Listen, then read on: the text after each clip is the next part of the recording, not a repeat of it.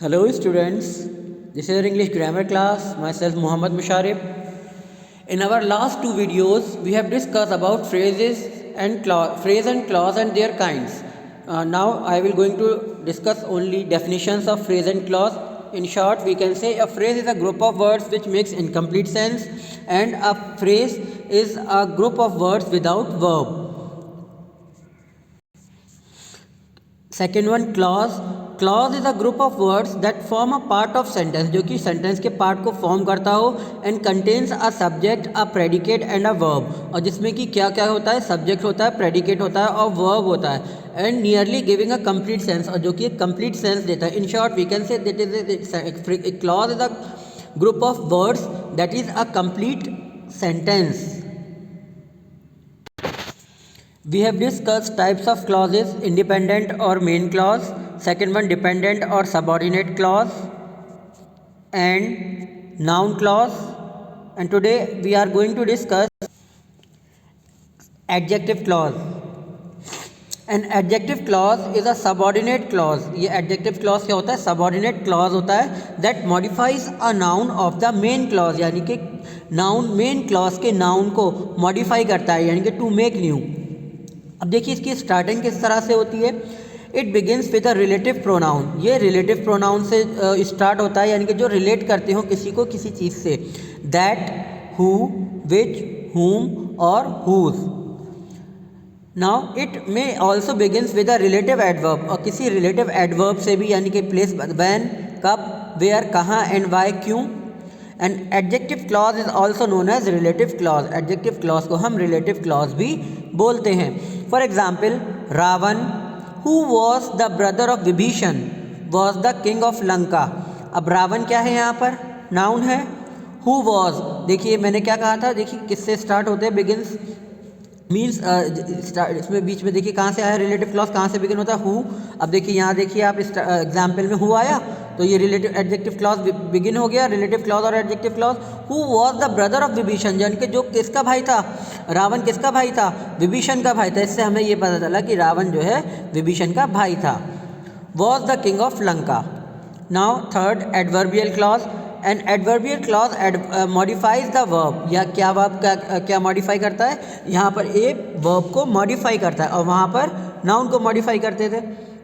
In the main clause में, और the subordinate clause या सबऑर्डिनेट क्लॉज में, to which it is attach, यानी कि जिससे इसको जोड़ा जाए.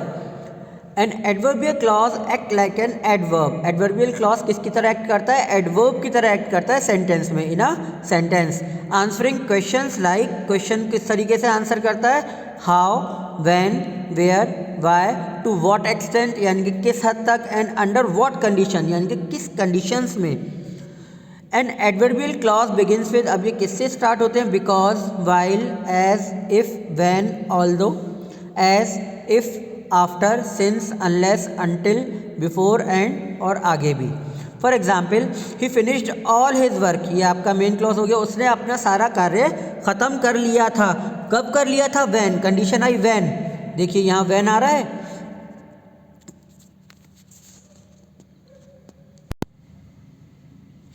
व्हेन आ गया यहाँ पर, देखिए.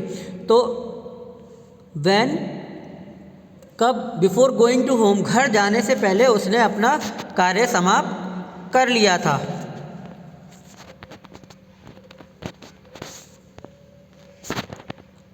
लास्ट वन, कंडीशनल और if clause. The sentence is conveying any kind of condition.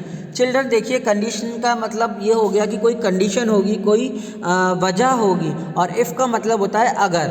ठीक है, हमेशा ध्यान रखिएगा इस चीज़ का. इफ़ का मतलब होता है अगर.